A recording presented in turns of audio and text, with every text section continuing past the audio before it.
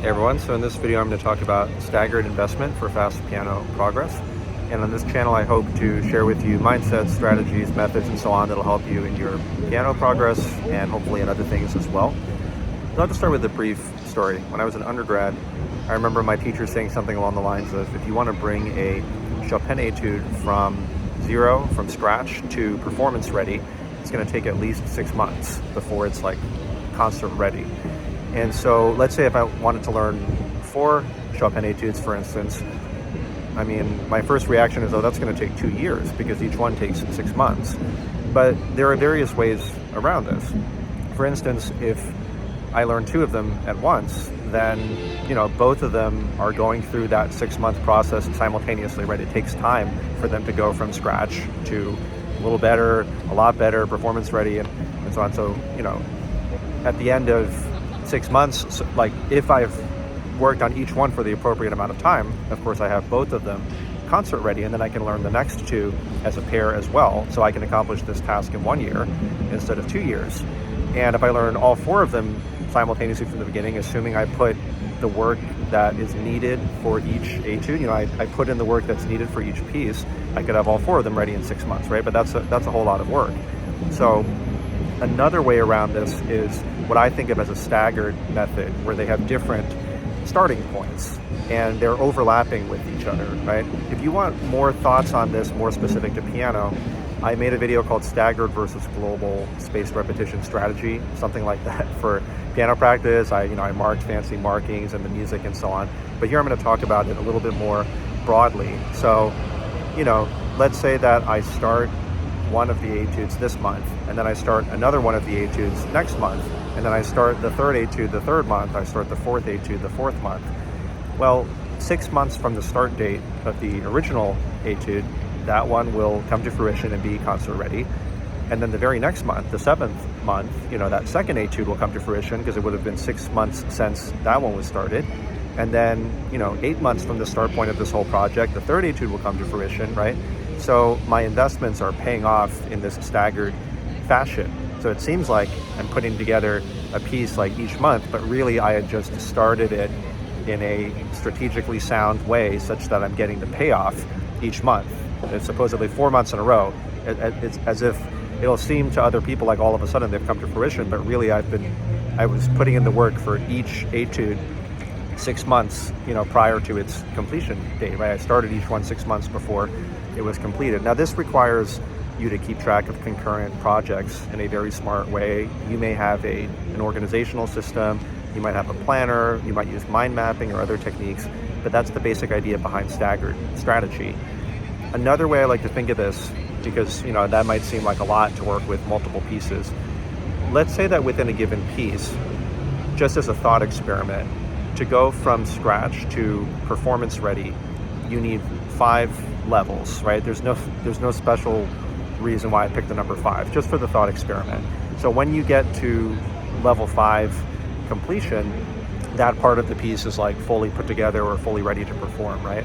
So in the beginning of the piece, you could go through and get that to level 1 completion. And because of the learning research, we know that spaced repetition is a good idea. We want to allow things to sit, allow you to forget them, and then when you relearn them, they're going to be even more solid in your memory.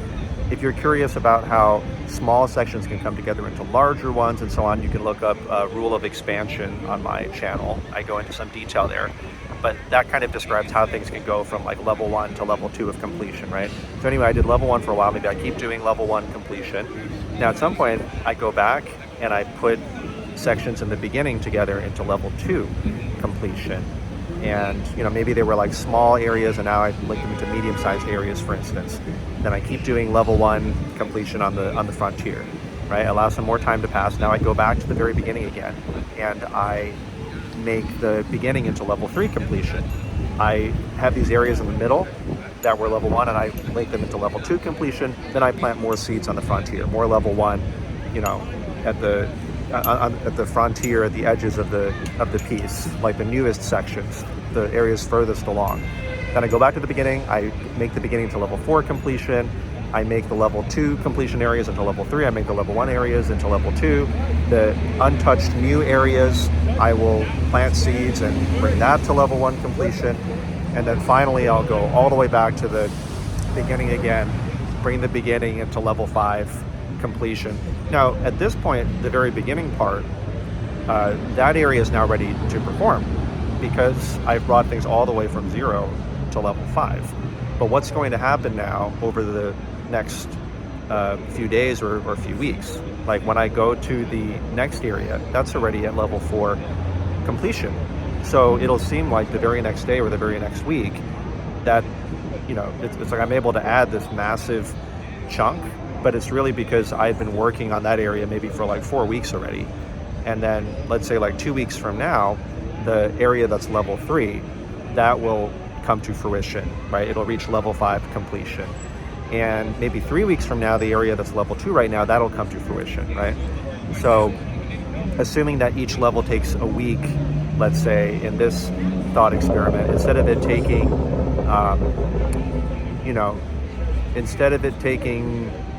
I guess if you bring the beginning to level 5 completion, that would take 5 weeks. Then the next area, that would take 5 weeks, so that's 10 weeks.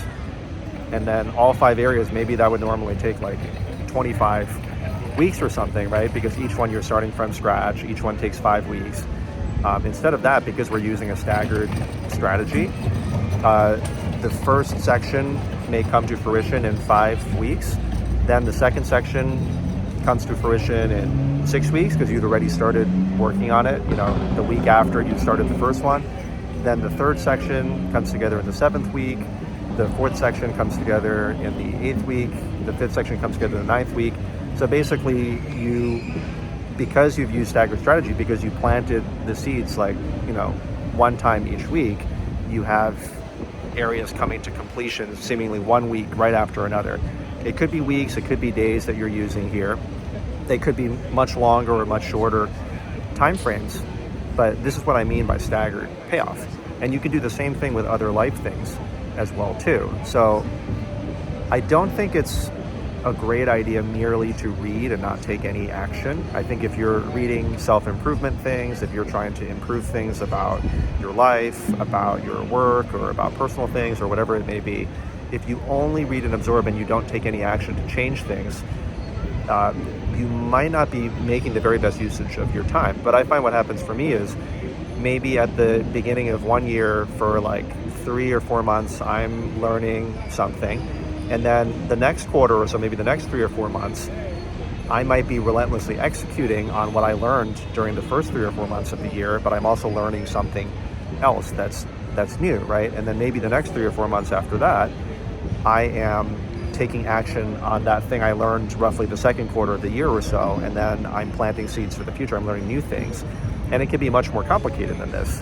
It can be that there can be like 5 different levels of completion. There can be 10 different levels of completion, right? There's all sorts of different possibilities. And it could be that you have 3-month things that are happening. It could be there are 6-month things that are happening. Like there's many, many different ways to stagger the investment. If you do this right though, whether you are learning a piece, whether you're learning multiple pieces, whether you're trying to change something in your life, what should be happening is something that normally takes years and years, it might only take a matter of months. It might be that, let's say, next month, I suddenly have a piece. It seems like I suddenly have a piece come to fruition, but actually I've been working on it for 6 months already. You just didn't know it. I've been keeping track all this time. And then 2 months from now, maybe another piece comes to fruition, and that piece I've been working on for 7 months already. Maybe the month after, there's a piece that comes to fruition that I've been working on for a year already.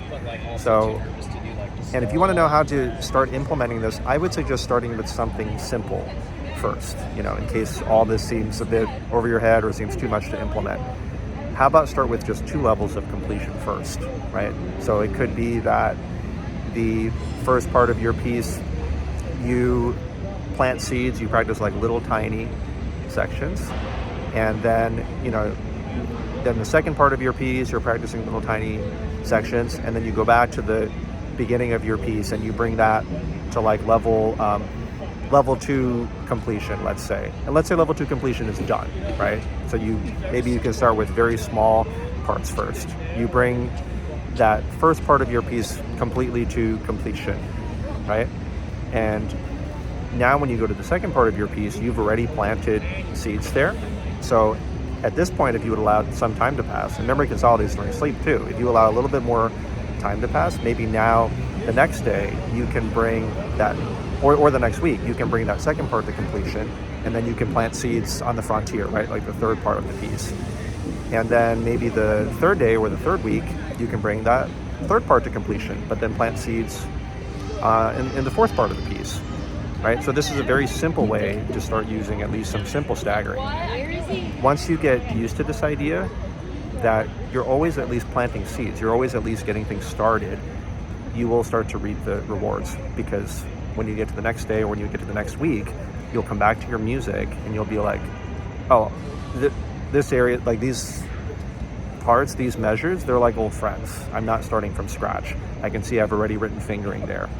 Or, you come back to the piece in a few days from now or the next week, and when you go to that new section, you're like, oh yeah, I already did small sections through here. This already started going through spaced repetition. This already started going through memory consolidation during sleep. So anyway, hope that this is helpful to you.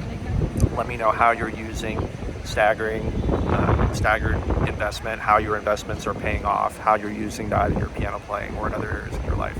So yeah, if you found this helpful, please like, subscribe, let me know your questions, and looking forward to the next one.